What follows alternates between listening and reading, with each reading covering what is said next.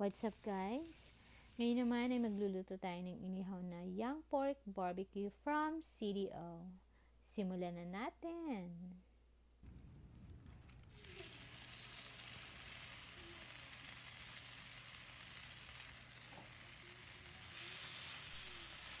Yun no? At least hindi ka na magmamarinade, diba? All you have to do is ilagay lang siya sa ihawan and yes, you've got it. Napakadali. Wala ka na ibang gagawin. And after a few minutes, ready na ang ating young pork barbecue from CDO. I love it.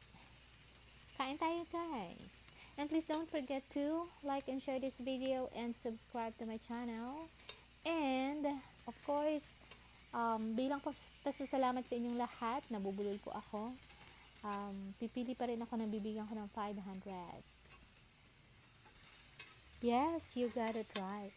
So, all you have to do, huwag niyo lang pong kakalimutang mag-subscribe sa ating channel, i-share and i-like ang ating mga videos, and mag-click sa notification bell and full.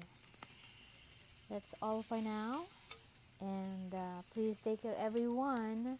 Ingat po kayo palagi. And huwag niyong kakalimutan, ang masarap na ulam ay ang iyong pinaglalaanan ng panahon. Tama pa yun.